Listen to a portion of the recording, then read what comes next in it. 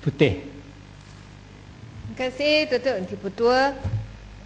Saya takkan cakap panjang, tapi beberapa poin yang mana saya berharap Yang Berhormat Menteri untuk boleh jawab. Yang pada mulanya saya ingin saya harus kata yang undang-undang pengurusan strata ini nampaknya adalah lebih lengkap berbanding dengan akta yang dimansuhkan itu, dan juga ini termasuk isi kandungan. Tahniah kepada usaha daripada pegawai pihak kementerian. Dan sebelum saya mula, saya ingin betulkan tangkap ledang dikatakan tadi, dia hanya sebut apartmen dekat tangkap itu pekan kecil, tak seperti PJ Kuala Lumpur dan sebagainya. Jadi dia sebut kerajaan ada banyak tolong penduduk yang dalam bangunan strata dan sebagainya. Sini saya ingin betulkan Pasir Salak dan juga Ledang. Di Selangor, kerajaan negeri dah tubuhkan satu dana panggil dengan nama Ceria. Dan Ceria itu kita gunakan wang ini untuk membantu ke semua pangsapuri kos rendah, yang mana kita tolong mereka mengecatkan semula bangunan dengan kerajaan negeri bayar 80% daripada jumlah kos, dan penduduk hanya tanggung 20% sahaja. Dan kita juga guna dana itu untuk memperbaiki, menambah baikkan lift dan sebagainya. Dan banyak infra seperti ini yang telah pun dilakukan oleh kerajaan negeri Selangor, dan juga dengan dana Selangorku. Jelasan. Hai. Okey. Terima kasih atas penjelasan Yang Berhormat Pasir Putih. Cuma saya nak tambah sikit lagi. Tahniah sana penduduk cuma bayar 20%, di Johor 10%. Terima kasih. Terima kasih kerana ditangkap beberapa pangsapuri saja. Saya baru pergi pada bulan lepas untuk ceramah. 150 meja tak, 1,500 orang pada malam hari Isnin. Untuk maklumat. Yang Berhormat, ini pun macam Selangor dengan Johor juga, Berhormat. Baliklah Parlimen Malaysia. Ya. Saya balik ke Parlimen Malaysia. Datuk Yang Pertua, saya baca tentang definisi tentang pemaju, yang mana meliputi orang atau kumpulan yang dilantik oleh mahkamah yang mempunyai bidang kuasa berwibawa dan liquidator. Saya rasa ini adalah satu definisi yang baik, kerana liquidator kita boleh bawa masuk semasa kita menghadapi masalah, dan mereka adalah dianggap sebagai pemaju kalau mengikut rang undang-undang ini. Di sini saya ingin bangkit satu isu, iaitu tentang servis apartmen, yang mana juga di bawah rang undang-undang pengurusan strata ini. Di bawah servis apartmen, ia tidak dianggap sebagai perumahan ataupun housing di bawah undang-undang kita, tapi ia adalah sebagai komersial. Tapi sekarang kita lihat, kalau kita lihat di kawasan Lempah Kelang, semakin banyak bangunan servis apartmen didirikan, dan selalunya servis apartmen ini dituduki oleh pembeli rumah yang mana juga merupakan warga ibu kota dan sebagainya. Dan mereka mengadu mereka terpaksa bayar utility bill yang amat tinggi, yang terlalu mahal dari segi elektrisiti dan juga air. Jadi saya ingin mencadangkan kepada pihak kementerian supaya bolehkah kita kementerian mempertimbangkan memasukkan servis apartmen sebagai housing ataupun perumahan dalam undang-undang kita, supaya kita boleh menjaga keperluan dan juga kebajikan pemilik ataupun pembeli servis apartmen ini. Yang kedua ialah kita lihat di khususnya kawasan Lembah Kelang, terdapat beberapa projek yang mana pemaju ingin membina hotel, tapi mereka memohon di bawah sebagai servis apartmen. Mereka kata ini di bawah kementerian hanya ada perumahan ataupun kategori perumahan servis apartmen sahaja. Jadi mereka terpaksa memohon di bawah servis apartmen kerana mereka ingin jual bilik hotel. Bukan kan? Ini bukan jawatan kuasa, ini dasar. Kerana yang ini di bawah strata, kerana mereka nak jual bilik hotel, jadi mereka memohon sebagai servis apartmen. Dan lepas tu dan beberapa projek telah pun diluruskan. Masalahnya ialah di bawah PBT. Sekiranya kita lulus satu projek strata sebagai hotel, jadi yang keperluan bagi parking itu, meletak kereta itu adalah kurang kerana hotel orang duduk dan keluar 1-2 hari sahaja. Tapi kalau servis apartment, mereka akan duduk di situ dengan lamanya dan ada yang jadikan sebagai rumah.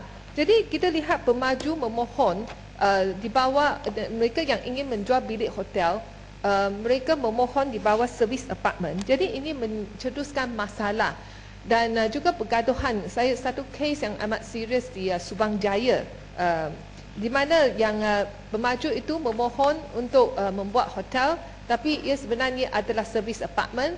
Dan bagi pihak MPHA, mereka hanya mengenakan keperluan letak kereta yang minimal saja kerana itu dianggap hotel. Lepas tu bila ia dijual dan ia menjadikan satu isu masyarakat tempatan kerana penduduk bimbang yang tempat letak kereta tidak cukup akan menyebabkan kesesakan trafik di persekitaran. Jadi di sini saya bangkit isu ini adalah saya berharap pihak kementerian boleh ambil isu ini sebagai agak serius kerana ini kita lihat ada beberapa projek seperti ini telah pun diadakan dan sekarang yang saya difahamkan bahawa pihak MPHA telah bawa kes ini ke mahkamah untuk judicial review. Sama ada seorang pemaju boleh buat yang ingin buat hotel, bolehkah ia memohon di bawah servis apartment. Di sini saya juga ingin pakingkan satu isu ialah di mana di bawah undang-undang kita satu kawasan perindustrian ataupun kawasan kediaman yang gated dan guarded yang ada guard house dan sebagainya, ia yang semua rumah di situ haruslah diberi strata title. Okey, masalahnya ialah di Selangor kita lihat kita ada banyak kawasan perindustrian dan sekarang ramai pemilik kilang mereka agak bimbang tentang keselamatan. Jadi kami ingin menggalakkan para pemaju industrial park menjadikan ia sebagai gated guarded untuk kawasan perindustrian. Tapi yang pembeli kilang itu mereka rasa mereka memang suka konsep seperti ini, tapi kalau menghendaki mereka ambil strata title saja, mereka tak begitu suka. Kalau mereka mahu, khususnya pelabur asing, mereka mahu hak milik ataupun title kilangnya dan bukannya strata title. Kerana mereka rasa strata title itu agak leceh sikit kalau ada masalah dengan master title dan sebagainya. Jadi kilang mereka atau syarikat mereka menghadapi masalah. Jadi saya berharap pihak kementerian juga boleh mengkaji semula tentang yang strata title bagi kawasan perindustrian. Dato' Yang Di-Pertua, saya lihat banyak kali yang perkataan Commission of Building COB telah disebutkan dalam rang undang-undang ini dan sini saya ingin membangkitkan satu masalah ialah di sesetengah PBT macam ditangkap. Mungkin beberapa bangunan strata saja itu kawasan luar bandar. Tapi kalau di PJ, kalau di Kuala Lumpur misalnya, ada banyak pangsapuri, banyak servis apartmen, banyak bangunan strata. Dan saya pernah ada masalah bila saya ingin ada masalah di antara pemaju dan juga penduduk.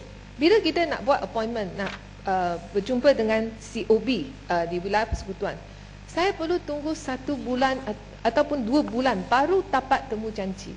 Kerana apa? Pegawai di sana tidak begitu ramai dan mereka memang sibuk menangani masalah berkaitan dengan hak milik strata di kawasan Kuala Lumpur. Jadi saya ingin cadangkan kementerian mungkin perlu menetapkan, memberi satu arahan kepada PPT. Bagi PPT yang mempunyai lebih mungkin 100 pangsapuri atau penggunaan strata, mereka harus melantik berapa pegawai COB atau sebagainya. Mungkin harus ada ratio seperti ini ditetapkan kepada PPT supaya boleh memudahkan kesemua isu berkenaan dengan konflik di antara pemaju ataupun di antara penduduk di dalam satu bangunan strata itu diatasi oleh pihak COB dengan berkesannya. Okey, satu lagi isu ialah Datuk Yang di-Pertua, Fasa 22 kurungan 2 kurungan F dan G, iaitu berkenaan dengan hak mengundi pemaju dalam unit yang tidak dijual. Di sini saya ingin tanya, adakah yang tentang voting rights, hak mengundi ini, adakah ia pemaju ada satu undi saja, ataupun kalau terdapat 100 unit tidak dijual, jadi adakah pemaju itu mempunyai 100 undi untuk menentukan perjalanan JMB itu? Ini selalu jadi masalah bila kita menangani masalah di dalam kondominium dan flat dan sebagainya. Jadi saya berharap yang isu ini boleh dijawab oleh Berhormat Menteri.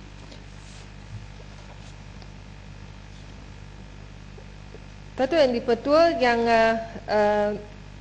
akhirnya yang saya hanya nak cakap ialah yang kita dah lihat yang undang-undang berkaitan dengan strata dan juga perumahan ni, telah pun beberapa orang undang-undang dipindah dan banyak kali di Dewan Rakyat ini. Dan saya rasa yang undang-undang ni, saya percaya yang rang undang-undang ni adalah lebih lengkap berbanding dengan yang lepas. Tapi saya hanya menyeru pihak kementerian boleh memang implement atau melaksanakan yang undang-undang ini dengan secara berkesan. Kerana selalunya kita ada undang-undang yang bagus, tapi dari segi pelaksanaan kita selalu lihat ia tidak dijalankan dengan betulnya. Yang satu contoh yang baik ialah Strata Title Board, yang mana dia bangkitkan dalam undang-undang kita 10 tahun yang lepas, yang saya juga menyertai perbahasan. Tapi kita lihat 10 tahun kemudian, hanya beberapa kerajaan negeri mengambil Strata Title Board secara serius, banyak tidak tubuhkan Strata Title Board. Jadi saya berharap yang rang undang-undang, apa yang disebutkan dalam rang undang-undang ini, pihak kementerian juga boleh memantau dari enforcement ataupun pelaksanaan rang undang-undang ini, supaya ia boleh dijadikan satu pelindung, ia boleh melindungi hak pemilik dan juga pemberi rumah strata. Sekian, terima kasih.